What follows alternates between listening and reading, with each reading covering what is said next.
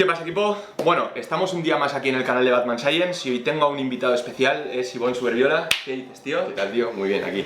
Bueno, como visteis en el vídeo que subí de la competición de Ivonne, estuvimos hablando de puestas a punto, cómo lo hacías para competir y todo eso, y bueno, la gente está bastante interesada, entonces yo creo que este vídeo os puede molar un montón, porque vamos a explicar las bases de una puesta a punto, cómo no hay que hacerlo, o por qué, si lo hacemos de forma tradicional, podemos tener algunos problemas Sí, a la hora de más frecuentes a la hora de plantear, bueno, y de modular todos los parámetros y...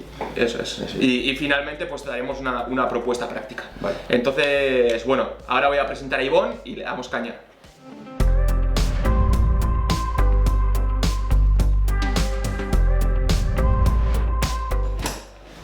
Bueno, os voy a presentar un poco por encima a Ivonne y luego él se presentará. Así que nada, deciros que Ivonne ahora está terminando la carrera de medicina. Ivonne, aparte de todo esto, es un entusiasta y le apasiona el mundo del fitness un montón. Y entonces, bueno, el año pasado Ivonne compitió también y le llevamos entre José y yo la preparación para la competi, pero este año se la ha llevado él toda la competición, sí, porque ha ido adquiriendo diferentes conocimientos, ha ido poniendo en práctica, incluso ha llevado a gente a competir también a diferentes campeonatos y bueno, pues este es el Ivonne que tenemos aquí. Así que nada, cuéntanos tú un poco qué es lo que te mola, por qué decidiste un poco llevarte tú solo la preparación. Sí. Pues nada, el año pasado, cuando tomé la decisión de competir, pues bueno, hablé con Eneco y con José, ya que eran pues las únicas personas en las que podía confiar más o menos en este mundo, en base a todo lo que había leído, investigado y visto todos estos años en YouTube.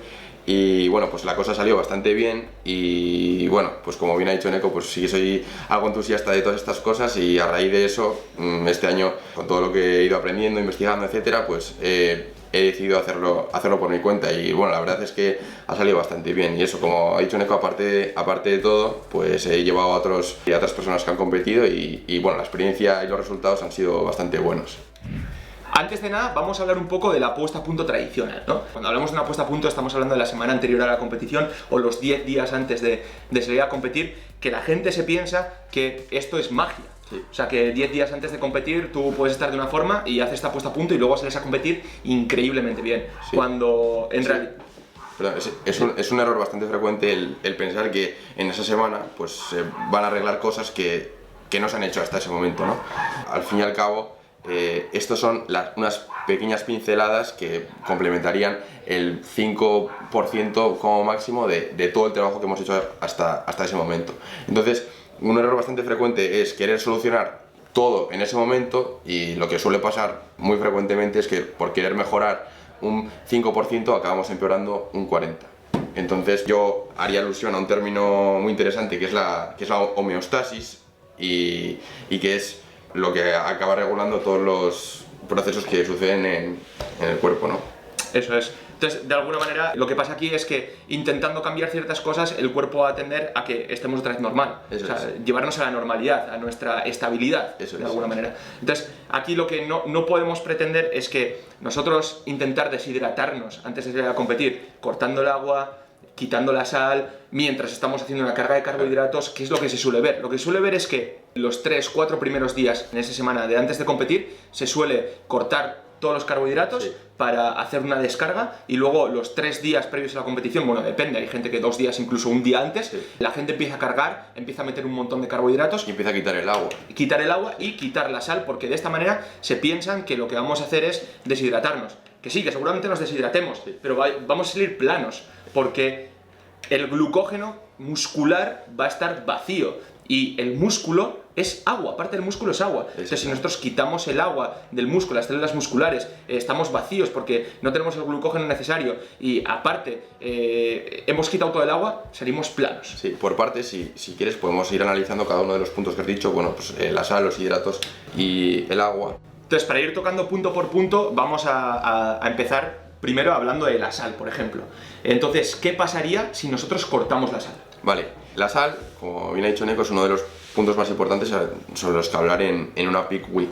Entonces, ¿cómo podemos regular la sal? La sal la podemos regular a la alta, o sea, subir la sal o bajar la sal. ¿Qué pasa si la regulamos a la baja, si cortamos la sal como se suele hacer en estas preparaciones? Bueno, pues como hemos dicho, el cuerpo tiende a la homeostasis, es decir, tiende a estar igual que estaba ante las modificaciones que nosotros le demos. Entonces, si nosotros quitamos la sal, el cuerpo lo que hace a través de la aldosterona, que es una hormona producida por la glándula suprarrenal, va a coger y va a impedir que se expulse esa sal, va a reabsorber el sodio en el riñón. Entonces vamos a tender a estar igual que lo que estábamos antes. Por lo tanto, no tiene mucho sentido cortar la sal, porque además de todo eso, la sal, el sodio, en el intestino delgado actúa con un cotransportador de glucosa que ayuda a favorecer la glucosa, que es lo que vamos a utilizar posteriormente para fabricar glucógeno dentro del músculo. Eso es, entonces de alguna manera nosotros si cortamos la sal, nuestro cuerpo va a tender a reabsorber, Eso es. Entonces no vamos a expulsar, y aparte de todo esto, será peor esta carga, que nosotros si queremos tener una carga de carbohidratos, será Claro. peor por lo que has comentado de este cotransportador en el intestino. Eso es, en el intestino hay unos cotransportadores que actúan uniéndose sodio y glucosa y pasándolo a la sangre. Entonces la carga va a ser más ineficiente si cortamos este sodio. Vale, entonces esto es lo que pasaría si regulamos a la baja. Eso es. ¿Qué pasa si regulamos a la alta? O sea, metemos más sal. Si lo regulamos a la alta, como bien es sabido, pues un consumo alto de sal crónicamente durante mucho tiempo lo que produce es una hipertensión arterial. Pero ¿qué pasa si ese incremento de sal lo realizamos en un periodo muy corto de tiempo, en un momento? Vale, se produce una hipertensión en ese mismo momento, pero que es compensada por una liberación de óxido nítrico que es vasodilatador. Entonces, en ese sentido, una ingesta de sal momentánea lo que puede favorecer es un aspecto pues más rocoso en el momento de salir a competir, ¿no? Bueno, hay muchos competidores pues, que toman patatas fritas o... Lo que hiciste tú en la competición, sí, eso es, lo que que hiciste. justo le grabé que estaba comiendo las patatas... No, Sí, ¿cuáles eran? las Pringles. Las Sí, Pringles, sí, eso es. Pringles. Estaba comiendo Pringles y al final eso es lo que pasa, que salimos a competir y nos vemos pues más rocosos. Sí. Incluso competidores de culturismo que lo que buscan también es ese aspecto visual de muchas venas Sí. y todo, el meter la sal favorece. Eso es. La sal en un periodo de tiempo pues breve, justo pues unos minutos antes de salir, justo cuando estamos bombeando y tal, pues va a favorecer ese aspecto pues más venoso y más rocoso en definitiva, ¿no? Eso es. Luego también es importante puntualizar que cuando nosotros estamos haciendo esta puesta a punto, para mí, luego nos dices tu punto de vista, para mí yo creo que no deberíamos de andar tocando la sal. Eso Ni es. quitándola, ni metiéndola. Lo mismo que estábamos consumiendo porque aquí esto varía dependiendo de las personas, ¿no? Sí. Al final un equilibrio en la sal tuyo y mío es diferente porque Eso tú es. estás acostumbrado a meter cierta cantidad y yo cierta cantidad. Entonces, eso de que os digan recetas mágicas de meter X gramos de sal, meter lo No. mismo que estáis metiendo. Eso es. Yo al final, yo creo que pues, lo óptimo es mantener las cosas tal y como están, cambiar lo menos posible. Al final todo se ciña a lo mismo, a la homeostasis, el cuerpo tiende a estar igual. Entonces, ¿para qué vamos a hacer ajustes grandes si luego nuestro cuerpo va a tender a estar igual que lo que está? Eso Vamos es. a ser un poco Y entonces, más conservador. para hacer esa tendencia pueden suceder diferentes cosas que nos hagan que salgamos más retenidos, Eso que es. más aguados o de peor manera, porque Eso estamos es. buscando el rendimiento en un punto específico. Exactamente. Sabiendo un poco qué es lo que pasa con el sodio, ahora vamos a hablar del agua, porque al final lo que vemos en las preparaciones es que la gente antes de competir tiende a cortar el agua, incluso vemos en redes sociales gente que está diciendo, es que tengo una sed de la leche porque no estoy bebiendo agua, porque quiero deshidratar, vamos a hacer una diuresis, Sí. vale, y aquí el problema es que podemos chafar todo este proceso. Exactamente. Primero, yo lo que haría sería explicar cómo se distribuye el agua dentro del cuerpo. Al fin y Eso al es. cabo, nuestro cuerpo es literalmente el 60% de la masa total de nuestro cuerpo es agua. Entonces, dentro de ese 60%, que es pues, el agua total, 2/3 están dentro de las células. Dentro de las células, entonces, pues dentro de las células musculares, del hígado, de las neuronas, de lo que sea. Y eso es agua que no nos visualmente no nos puede tapar, nos puede chafar nuestra imagen. Todo lo contrario, de hecho Eso es. va a hacer que salgamos más llenos, más fuertes, más rocosos. Eso es, hay que entender ese concepto. Como ha dicho Eneco, cuanta más agua haya dentro de la célula muscular, más llenos vamos a salir, Más ¿no? redondos, más grandes. Eso es, al final ese es el objetivo. Vale. Luego está el agua extracelular, que es el tercio restante. Y dentro de esa agua extracelular tenemos dos compartimentos. El 75% es el agua que está en el intersticio, que ese es el agua que podría chafarnos. Y el 25% restante es el agua que está dentro de los vasos. Vale, entonces, entendiendo cómo se distribuye el agua en los compartimentos, habría que explicar que estos no son compartimentos estancos, ¿vale? El agua se mueve dinámicamente y homogéneamente, vamos a decir, entre todos los compartimentos. Que intenta mantener el ratio, ¿no? Del agua. Eso es. Entonces, no podemos pretender eliminar el agua que está en el intersticio, debajo de la piel, que encima es una lámina muy pequeña de 2 o 3 milímetros que se sitúa en la dermis, en la capa de la piel, y que no vaciarnos del agua muscular. Eso es. No se puede, o sea, no entendemos esto como 2 cubos de agua en el que uno se vacía y el otro no, sino que tenemos que entenderlo como pues 2 espacios con una membrana que los separa y que el agua se mueve entre uno y otro. Entonces se vacían y se llenan a la vez. Exactamente. Eso es. Y luego también es importante puntualizar aquí que cuando la gente dice es que estoy retenido, es que... No, lo que tienes es grasa. Sí. Al final, generalmente es eso, Lo que tienes es grasa o que hayas metido un exceso brutal de sodio y a tu riñón no le ha dado tiempo a expulsarlo todo. Eso es. Eso es lo que pasa generalmente. Si tú coges, te vas a Telepizza y te comes 3 pizzas y te comes no sé cuántos gramos tu riñón no le da tiempo y al día siguiente pues evidentemente te vas a levantar retenido. Eso es, pero son momentos puntuales y cosas que no suelen pasar cuando nosotros hacemos una puesta a punto. Eso es.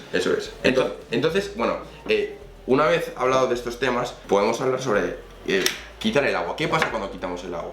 Cuando quitamos el agua, nuestra concentración de solutos en plasma, en sangre, sube, porque hay más solutos para menos líquido. Entonces, nuestra hipófisis genera una hormona que se llama la hormona antidiurética o vasopresina, que lo que hace es tender a retener agua.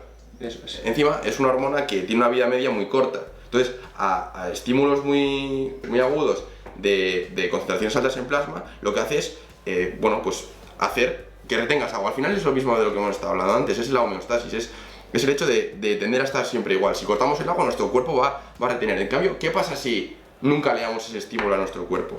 Si nuestro cuerpo nunca tiene ese estímulo, esa señal de retener agua, ¿no? Pues al final siempre va a estar meando. Entonces, nunca vas a tener ese aspecto. Si estás venga a beber agua y tu concentración en plasma nunca sube, lo que vas a hacer es estar meando y nunca retenerte. Encima, si haces eso, tu músculo va a elegir el coger el agua que a él le apetezca. Se va a llenar y aparte el espacio intersticial no se va a retener porque no le estás dando esa señal de retenerse. Eso es, al final es que es lo que comentamos al principio, homeostasis, equilibrio. Si al final nosotros en nuestro cuerpo le estamos mandando una señal de que no estamos bebiendo agua, va a tender a retenerse. Si tú eres una persona que bebe mucha agua, bebe mucha agua. Eso es. O sea, al final esto también es como la sal. Yo soy una persona que bebe una media de 2,5 litros de agua. ¿Qué sentido tiene que yo me ponga a beber 6 litros o qué sentido tiene que me ponga a beber medio litro de agua?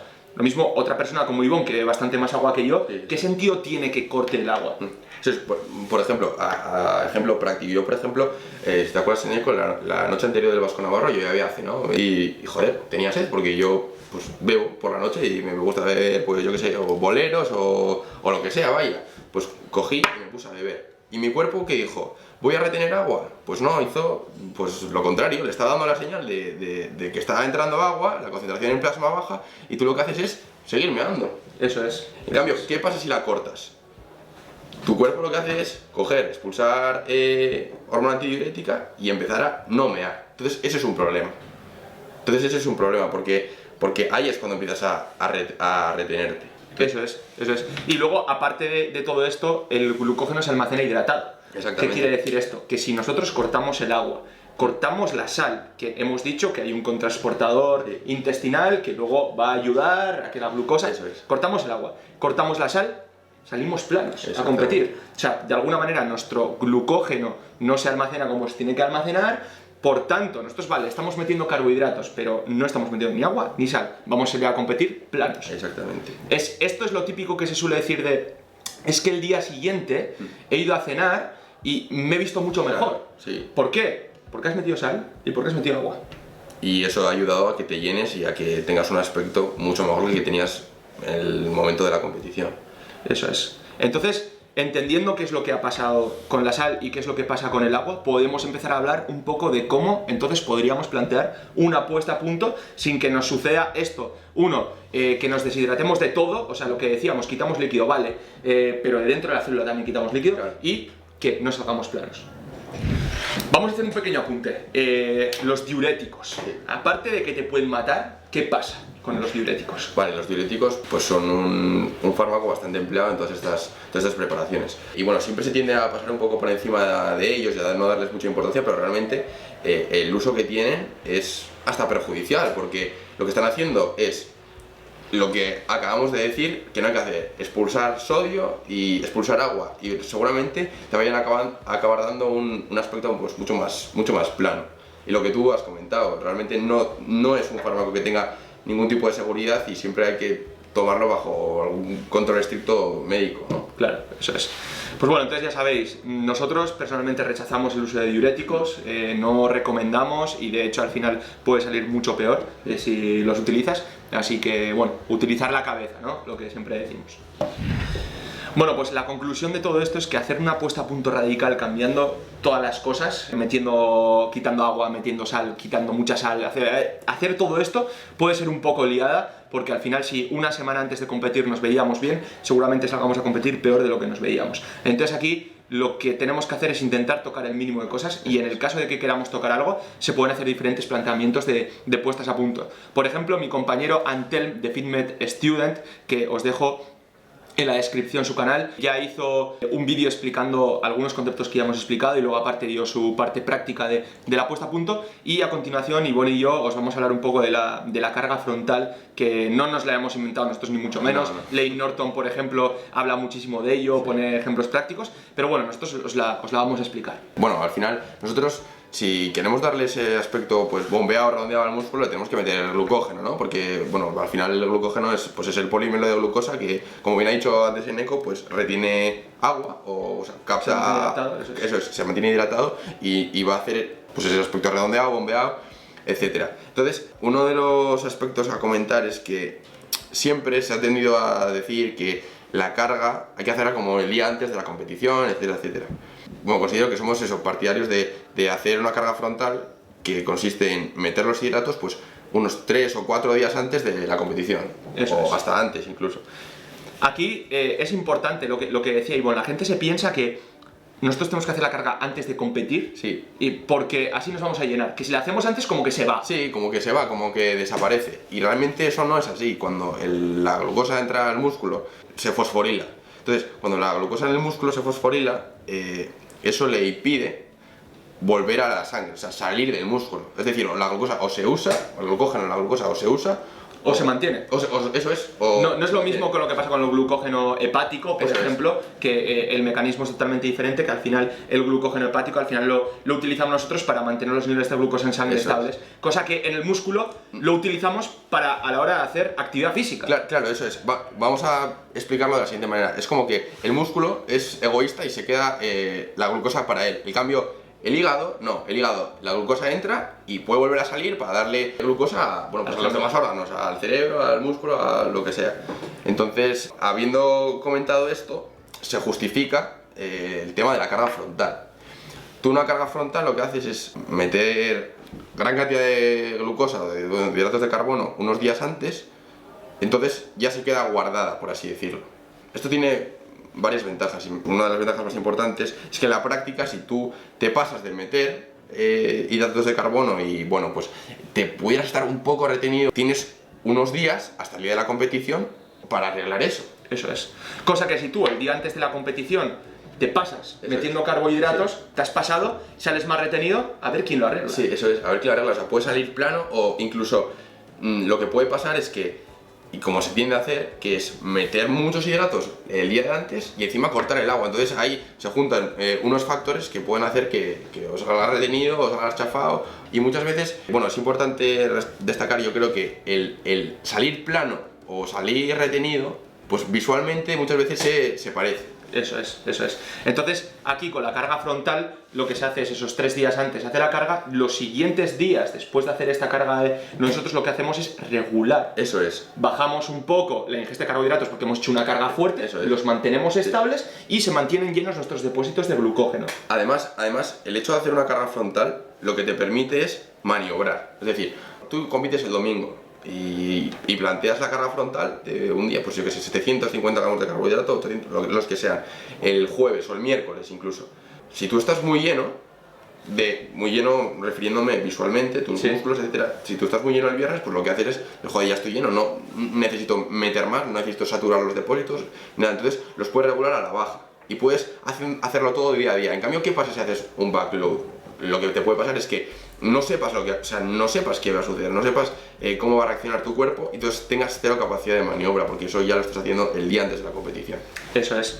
Por lo tanto, aquí lo ideal y lo que la gente quiere seguramente es que les enseñemos un ejemplo de cómo hacer una carga frontal. Lo que nosotros recomendamos es que no utilicéis un ejemplo fijo y que vayáis probando teniendo en cuenta estos principios. Es que se va a hacer esta carga de carbohidratos 3-4 días antes de competir y después se va a ir maniobrando. Los días anteriores lo que sí que se puede hacer es hacer una pequeña descarga de carbohidratos para que luego esté más receptiva esa carga. Pero hacer una pequeña descarga no quiere decir que estemos a cero carbohidratos. Entonces, por ello, lo que vamos a hacer es, os vamos a dejar esta tabla aquí que propone Layne Norton, que no es una tabla que propone nosotros, que la propone aquí, podéis darle al pausa, podéis mirarla y luego a raíz de todo esto lo podéis modificar. Luego también es importante comentar que cuando se hace la carga de carbohidratos no vamos a hacer una bestialidad, no vamos a meter 3 veces más de carbohidratos de los que metemos de base. O sea, por ejemplo, si nosotros en nuestra dieta base estábamos metiendo 100 gramos de carbohidratos, que es muy poco, ¿no?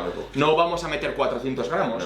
En cambio, si una persona está metiendo de base 250 gramos de carbohidratos, esa persona sí que se puede permitir meter 500 gramos de carbohidratos, incluso 600 gramos de carbohidratos. Entonces, todo va a depender de la dieta base que hemos estado utilizando para regular.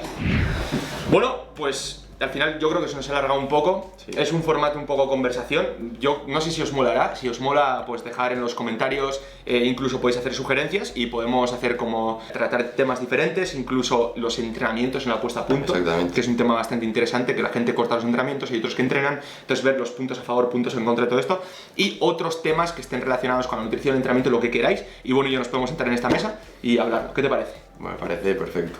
Así que nada, equipo, espero que lo hayáis disfrutado, tío. Muchísimas gracias por estar aquí, Ivonne. Es un placer. Y nada, nos vemos en siguientes vídeos. Ya sabéis, darle a like si os gusta, suscribiros en el canal, podéis dejar comentarios y echaremos un vistazo a todos. Así que, equipo, nos vemos.